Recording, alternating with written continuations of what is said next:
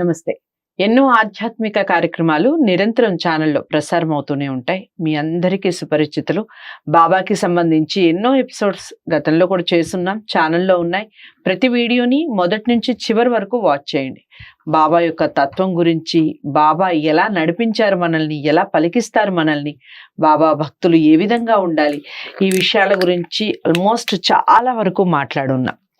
బాబాని నమ్మే ప్రతి ఒక్కరూ ఇలాంటి వీడియోస్ని అందరికీ షేర్ చేస్తారని కోరుకుంటూ ఈరోజు మరిన్ని అంశాలు బాబాకి సంబంధించి మాట్లాడే ప్రయత్నం చేస్తున్నాను. నాతో పాటు ఉన్నారు విక్కీ కృష్ణ గారు. బాబా అనే మాట ఎత్తగానే అసలు నిరంతరంగా అలా మాట్లాడుతూనే ఉంటారు. మేము కట్ చెప్తే తప్ప అసలు ఆగనే ఆగరు విక్కీ కృష్ణ గారు. చాలా చాలా పుస్తకాలు రచించడం, ఎన్నో సేవా కార్యక్రమాల్లో పాల్గొనడం, ఎన్నో ఫౌండేషన్స్ని ఆయన ముందుండి నడిపించడం, ఇలా ఎన్నో కార్యక్రమాలు చేస్తూ కూడా మనకి టైం ఇచ్చి మనతో కార్యక్రమాలు చేయడానికి ముందుకు రావటం అనేది మనం చేసుకున్న అదృష్టంగా భావిస్తూ కార్యక్రమాన్ని మొదలు పెడుతున్నాను. మళ్ళీ చెప్తున్నాను, ఎక్కడ వీడియోని స్కిప్ చేయకుండా చూడండి.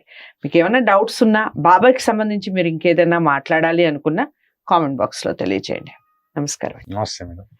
సాయితత్వం అంటేనే ప్రపంచ శాంతి అన్నారు, సాయితత్వం అంటేనే ప్రేమతత్వం అన్నారు. మరి వీటన్నిటి సమాహారమేనా మీరు రచించిన పుస్తకాలు? గీతాంజలి కానీ, ప్రేమాంజలి కానీ, ఇంకా చాలా పుస్తకాలు రచించడం జరిగింది. ప్రతి దాంట్లో కూడా సాయి గురించే మాట్లాడుతూ ఉంటారు మీరు. మీకు అసలు ఈ ఆలోచన సాయి కల్పించారని నమ్ముతారా, లేదా ఆల్ ఆఫ్ సడన్గా ఒకసారి సాయి గురించి తలుచుకొని రాయడం వలన నేను ఇంకా నా జర్నీ కొనసాగుతుందంటారా? ఏం చెప్తారు మీ మాటల్లో వినాలని? అంటే మేడం గారు, ఇప్పుడు మనము ఒక హేతుబద్ధంగా ఆలోచించాలి, తాత్వికంగా ఆలోచించాలి, తార్కికంగా ఆలోచించాలి, లాజిక్గా ఆలోచించాలి. ఆలోచనే ప్రగతికి మూలం, ఆలోచనే అధోగతికి కారణం. శాస్త్ర పరిశీలన దృష్టితో ఆలోచించేవాడు శాస్త్రవేత్త అవుతాడు. అనుభూతితో ఆలోచించేవాడు కవో కళాకారుడో అవుతాడు. స్వార్థంతో ఆలోచించేవాడు వ్యాపారో రాజకీయ నాయకుడు అవుతాడు.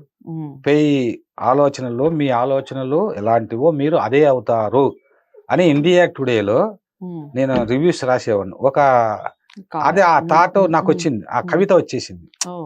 వచ్చిన తర్వాత అది అన్నాడని ఎవరినో పెట్టాలి కదా అని అన్నాడో ఫిలాసఫర్ అని పెట్టాను, తత్వవేత్త. ఎందుకంటే నా పేరు నేను పెట్టుకోలేను కదా. అప్పుడు తర్వాత ఎడిటర్ అడిగారు, ఇది ఎవరన్నారు అని అంటే, అది అన్నది నేనే అన్నాను. ఎవరంటే నేనేం, సత్యమే కదా. కాబట్టి ఇక్కడ ఎందుకు చెప్తున్నానంటే, నా ఆలోచన విధానం అంతా ఇది మారడానికి కానీ దీనికి కానీ నేను రచనలు పుంఖానుపుంఖంగా చేస్తూనే ఉన్నాను. కానీ ఈ సాయి తత్వంలోకి వెళ్ళిన తర్వాత మా గురువు గారు చంద్రకుమార్ గారు అని చెప్పాను కదా, జస్టిస్ చంద్రకుమార్ గారు, వారు చెప్పే విధానంలో చాలా సత్యం కనిపించింది. వాళ్ళు చెప్పిన తర్వాత అనేక పరిశోధన గ్రంథాలు చేశాను. వాళ్ళు కూడా పెద్ద, ఇప్పుడు ఎకిరాల భరద్వాజ మాస్టర్ గారు, శరత్ బాపూజీ కానీ, చంద్రబాను కానీ, బివి నరసింహస్వామి కానీ, మా గురు కోటేశ్వరరావు కానీ, వీళ్ళంతా కూడా పెద్ద ప్రొఫెసర్స్, పెద్ద ఫిలాసఫర్స్. జీవితాలు అంకితం చేసి పరిశోధన, మళ్ళీ ఆ పరిశోధనలు కూడా నేను చదవాలి కదా. చదివిన తర్వాత నేను రచనలు చేయడం ప్రారంభించాను. ఇక్కడ ఏమిటంటే నాకు అనిపించినది, అపవిత్రులు పవిత్రులు అని 2 రకాలుగా ఉంటారు రచయితలు అని తెలుసుకున్న జీవితంలో. అపవిత్రులు ఎవరంటే వ్యాపారం కోసం, అంటే వాళ్ళు బాగుపడడానికి కోసము రచనలు చేసి వాళ్ళందరినీ, సమాజాన్ని, ఈ మాయలో ఉన్నటువంటి వాళ్ళని, యూత్ని, మహిళల్ని ఈ సీరియల్ అన్నీ తీసి డబ్బులు సంపాదిస్తారు. అట్లాగా వాళ్ళ స్వార్థం కోసము కొన్ని క్రియేట్ చేసి గ్రంథాలు రాసి, నవలలు రాసి, వాళ్ళు కోట్ల డబ్బులు సంపాదించుకొని ఒక పశువుల మాదిరి ఎంజాయ్ చేసేటువంటి అపవిత్రులైన రచయితలు కొద్దిమంది ఉన్నారు. లోక కళ్యాణం కోసం రచనలు చేసేటువంటి వాళ్ళు కొద్దిమంది ఉన్నారు. నేను ఏ కోవకు చెందినవాడిని కావాలంటే లోక కళ్యాణం కోసం రచనలు చేయాలి. ఆ లోక కళ్యాణంలో రచనలు చేస్తున్నప్పుడు సాయితత్వం అనేటువంటిది తిరుగులేని మందుగా నాకు కనిపించింది. అందుకే సాయితత్వం బేస్గా నేను నా రచనలన్నీ ఉంటాయి. అందుకే నేను కవిత్వం రాశాను, కథలు రాశాను, వ్యాసాలు రాశాను. ఒక ఉప్పెనలాగా ఈ 2 రాష్ట్రాల్లోన నా మాటన్నా, నా కవితలన్నా, నేనేంటంటే జ్ఞానం, ఎక్కడో ఒక పల్లెటూరులో ఉన్నటువంటి నాకు ఇంత జ్ఞానం ఇచ్చారంటే ఇది ఏదో ఒక అతీతమైన శక్తి వల్లనే సాధ్యమైంది. కాబట్టి అతీతమైన శక్తి బాబాయ్ ఉండవచ్చు అని పరిశీలన చేసుకున్నా. ఆ తర్వాత మరి బాబా చెప్పిన మార్గంలో నేను వెళ్ళాలి. నా అక్షరాలు 1,00,000 మెదళ్ళ కదలిక అంటాడు కాళోజీ. ఆయన కాళోజీ సినిమా కూడా అనుకోకుండా నేను రాయలసీమ వాడైనప్పటికీ తెలంగాణలో ఇంతమంది రైటర్స్ ఉన్నప్పటికీ నాకు మరి ఆ అవకాశం ఇచ్చాడు బాబా. ప్రజాకవి కాలేజీలో రాశాను, అన్ని పాటలు నేను రాసిన నాకు ఆశ్చర్యమైంది. ఇదేంటి, నాకు నాలో ఏ ఏ ఏ జ్ఞానము లేదు, పాటలు రాసే శక్తి నాకు లేదు, ఆ కంఠం నుండి ఈ రాగాలు రావడం ఏంటి, ఈ భావాలు రావడం ఏంటి, అందరూ మెచ్చుకోవడం ఏంటి, ఇదేదో ఒక అద్భుతమైన శక్తి చేస్తుందా, అది బాబానే అన్ని కన్ఫర్మ్ చేసుకున్నాను లైఫ్ లో. ఒకప్పుడు రెవల్యూషన్ పోయిటరీ రాశా, దాన్ని అందరూ మెచ్చుకున్నారు. అంటే ఏమి రాసినా ఫస్ట్ వాడు, అంటే కమ్యూనిస్టులైనా ఇక్కడ ఆధ్యాత్మికవేత్తలైనా ఎవరైనా నన్ను చూసేది ఏంటంటే, వీడు ఇన్ని రాసి వీని కోసం జీవిస్తున్నాడా, వీరు డబ్బులు సంపాదించుకోవడానికి ఉపయోగిస్తున్నాడా, ఇన్ని అవకాశాలు వచ్చినా అంటే ఆలోచించినప్పుడు వీడు అపవిత్రునిగా జీవిస్తున్నాడు. మాకే కొన్ని వేల మంది కవులను, రచనలను, కొన్ని సంస్థలను ఏర్పాటు చేసి వెలుగులోకి తెస్తుంటే అంత కన్నీళ్లు పెట్టుకునే వాళ్ళందరికీ అవార్డులు రివార్డులు ఇస్తున్నాం. మీకు కూడా ఇచ్చా, మీకు తెలుసు, ప్రత్యక్షంగా చూశారు. అలా నా గురించి నేను ఏం చేస్తాను, అందుకే అపవిత్రుని చేతిలో అక్షరాలు మైలపడతాయి, పవిత్రుని చేతిలో దారి దీపాలు అవుతాయని. కాబట్టి నువ్వు ఎంత గొప్ప రచయిత అయితేనేమి నీకోసం బతుకుతున్నాడు, నువ్వు ఎంత గొప్ప పదవిలో ఉంటే ఏం ప్రయోజనం, నీ అంటే నన్ను చూడండి నేను ఇంతవాడిని అంతవాడిని అంది ఇది అంటే ఏం ప్రయోజనం, నీవు ఎంతమందికి ఉపయోగపడ్డావు. బాబాను నేను ఎందుకు ఇష్టపడతాను బాబాను అంత అమితంగా అంటే, ఎంతో మంది గురువులు వచ్చారు, కానీ బాబా మాదిరి ఎంతమంది గురువులు తమ శిష్యులకు అన్నం వండి పెట్టారు, బిర్యానీ వండి పెట్టారు, ఎంతమంది రండి మీ పాదాలకు నమస్కారం అని ఎంతమంది గురువులు ఎంత నిరహంకారంగా వ్యవహరించాడు ఆయన. ఆకలి కొన్న వరకు అన్నం పెట్టండి, గుడ్డలు వారు లేని వారు గుడ్డలు ఇప్పించండి అని ఆయన ఎంత ప్రబోధం చేశాడు. ఎన్ని సాయి దేవాలయాలు వెలిసాయి, ఎన్ని దేవాలయాల్లో అన్నదానం జరుగుతుంది. ఒక్క షిరిడి సాయిబాబా వల్ల ఎంత ప్రభావితం, ఎంత మేలు జరుగుతుంది లోకానికి. కొన్ని లక్షల మంది అన్నం తింటూ ఉన్నారు. ఇప్పుడు ఆంధ్రప్రదేశ్ లో అన్నా క్యాంటీన్లు అని పెట్టారు, దానివల్ల ఎంతో మంది అన్నం తింటారు, దానివల్ల పాలకులకు పుణ్యం వస్తుంది. అసలు పరబ్రహ్మ అన్నం పరబ్రహ్మ స్వరూపం అన్నాడు, ఆ పరబ్రహ్మమే షిరిడి సాయిబాబా. ఇప్పుడు చాలా మంది అన్నం పెడుతుంటావు, నువ్వు ఎన్ని కోట్లన్నా ఉండొచ్చు, 10 మందికి అన్నం పెట్టినప్పుడే నీ జీవితం సార్థకం. ఆకలి కొన్న వరకు అన్నం పెట్టాను నేను. నీ కమ్యూనిస్టులు చెప్పేది అదే కదా, సమానత్వం కావాలి సమానత్వం కావాలా. కమ్యూనిస్టులు సమానత్వం కూడా సీసేస్కు ఏం చేశాడు, రుమేనియాలోన సీసేస్కు అందరి బంగారంతా దోసుకున్నాడు, ధనవంతులంతా చంపించేవాడు. కాబట్టి అక్కడ కూడా కార్మిక నియంతృత్వం వస్తుంది. అందువల్ల ఎవడు చాచా కాదు ఈ ప్రపంచంలో. నిజమైన ప్రేమ, నిజమైన కరుణ ఉన్నటువంటి వాడు జగద్గురువు ఆయన అని ఎందుకన్నాడు, పరబ్రహ్మము కరుణ స్వరూపమే పరబ్రహ్మం, ప్రేమ స్వరూపమే పరబ్రహ్మం. సమస్త కోట్లాది మంది ప్రజలు, కోట్లాది మంది నా బిడ్డలు అన్నాడు. నా బిడ్డని ఒక తల్లి ఎవరైనా ద్రోహం చేస్తుందా, నా బిడ్డని నేను కాపాడకుండా ఎవరు కాపాడుతానన్నాడు. కాబట్టి ఆయన కంటికి రెప్పలాగా చూస్తూ ఉన్నాడు.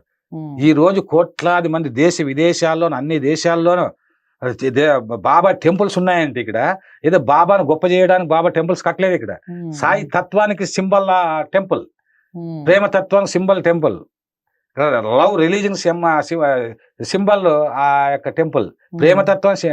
అంతేకాకుండా అందరూ కూడా చూడండి, సాయిబాబా గుళ్ళు ఫకీర్లు ఉంటారు, బిచ్చి వాళ్ళు ఉంటారు, బయట అందరూ ఉంటారు, అందరూ అన్ని తీసుకొని వచ్చి అందరికి పంచుతూ ఉంటారు. అట్లా పంచడము స్వార్థంతో కాదు, ఈ పంచడం నేర్పించిండేటువంటి తత్వమే సాయి తత్వం. ప్రేమను పంచడం నేర్పించినదే సాయి తత్వం. గుడ్డలను పంచడము ఇది కాదు. దేవాలయ వీళ్ళే చాలా మంది విమర్శించవచ్చు, వాడు ఒక సంస్థానానికి అధ్యక్షునిగా ఉన్నటువంటి వాడు కొన్ని ఉండిలో, వీళ్ళు కూడా ఏంటి ఉండిలో వేసేవాళ్ళు ఎవరంటే ధనవంతులే కదా ఉండిలో వేసేది, డబ్బున్న వాళ్ళు ఉండిలో వేస్తారు. ఆ ఉండిలో వాడు తిన్నంత తిని మిగతాదన్నా పంచుతున్నాడు కదా. నేను అనడం, వాడు ఒక టెంపుల్ కట్టించుకున్నాడు, టెంపుల్ కట్టించుతాడు, వానికి డబ్బులు ఖర్చు అయ్యింటే కదా. కానీ కోట్ల మంది అనంతంలో ఒక అతను ఉన్నాడు, రవికాంత్ రమణ అని చెప్పేసి, ఆయన టెంపుల్ కట్టించి 1,50,00,000 డిపాజిట్ చేశాడు. పాపం నిస్వార్థంగా చేశాడు. ఆయన ఒక వంట అంటే ఒక చిన్న క్యాటరింగ్ చేసేటువంటి వ్యక్తి. ఆయన వచ్చి ఇట్లా వచ్చి నేను పాటలు పాడితే ఏడ్చి ఆయన 9 పాటలు రికార్డింగ్ చేసి ఇచ్చాడు. అంటే ఇటువంటి ఆ తత్వం అనేటువంటిది ఎంత ప్రభావితం చేస్తాం చూడండి. ఇప్పుడు అక్కడ ఎంతో మంది అన్నదానం చేస్తున్నారు. కాబట్టి నేను చాలా టెంపుల్స్కి వెళ్ళాను, అక్కడ చూస్తా ఉంటే 500 మంది 600 మంది రోజు భోజనం చేస్తున్నారు. జయచంద్ర చౌదరి అని ఒక టెంపుల్ కట్టించాడు అతను, రోజు అన్నదానం చేస్తున్నారు 500 మంది 600 మంది. ఆయన చూస్తా ఉంటే ఆయన భూములు సంపాదించుకోవడానికి అక్కడ పెట్టలేదు, ఏమి అధ్యక్షునిగా ఉండి అంతమంది మేలు చేస్తున్నారు కదా. అంటే బాబా తత్వంతో, అంటే బాబా తత్వాన్ని ప్రచారం చేసేవాళ్ళు చాలా మంది ఉన్నారు. వాళ్ళ వల్ల మంచిగా జరుగుతూ ఉంది కదా. బాబా తత్వం వల్ల అక్కడ హిందువులు, ముస్లింలు, క్రిస్టియన్స్ అందరూ పేదలు తింటున్నారు కదా, పేదల ఫకీరులకు అంతా అన్నం పెడుతున్నారు కదా. మరి ఇది ఎందుకు ఆలోచించరు?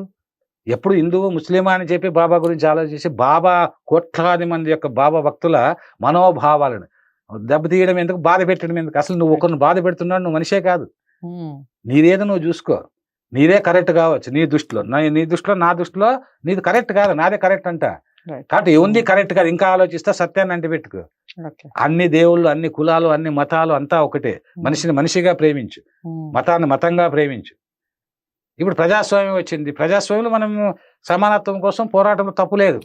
స్త్రీని హింసించమని పురుషాధిక్య సమాజం అని చెప్పి స్త్రీలు ఉన్నారు. ఇప్పుడు స్త్రీలు కూడా ఆధిక్యం వచ్చేసింది.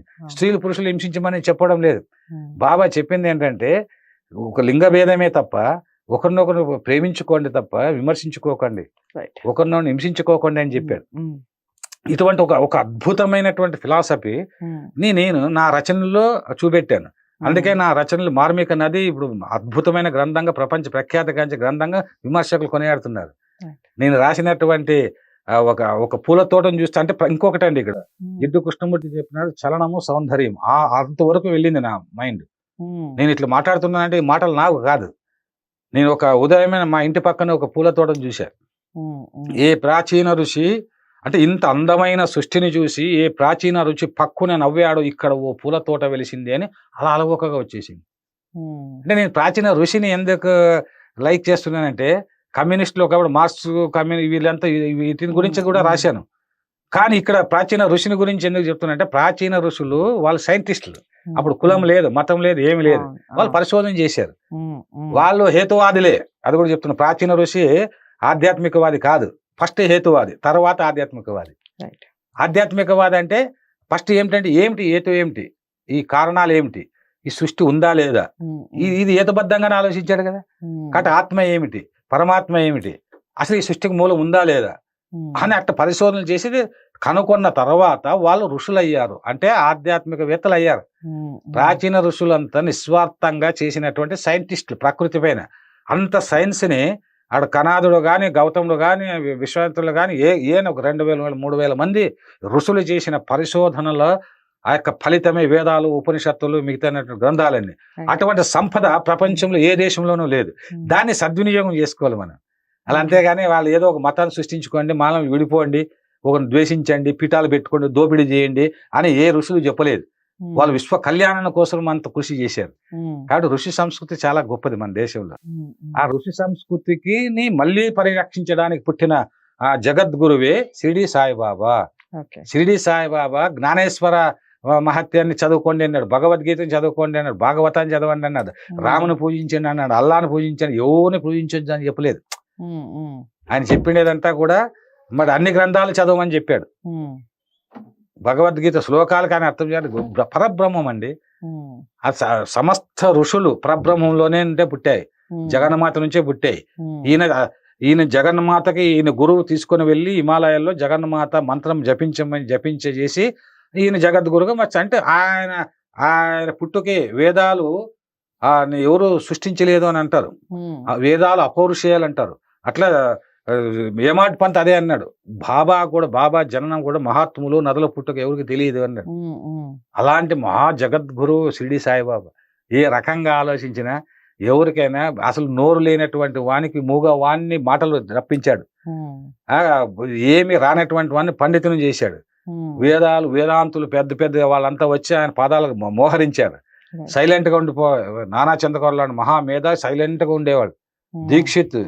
దీక్షిత్ కన్నా మేధావి లేడు, అటువంటి వాడు వచ్చి మౌనంగా ఉండిపోయేవాళ్ళు. బాబా అంటే జగద్గురు పరబ్రహ్మం దగ్గర ఎవరు మాట్లాడలేదు. ఈ పాండిత్యం ఇదంటే అహంకారం వస్తుంది, ధనం వల్ల అహంకారం వస్తుంది, సౌందర్యం వల్ల అహంకారం వస్తుంది, సంపద వల్ల అహంకారం వస్తుంది, అధికారం వల్ల అహంకారం వస్తుంది. అరే అందరికీ అన్ని ఇచ్చేది నేనే అన్నాడు బాబా. రైట్.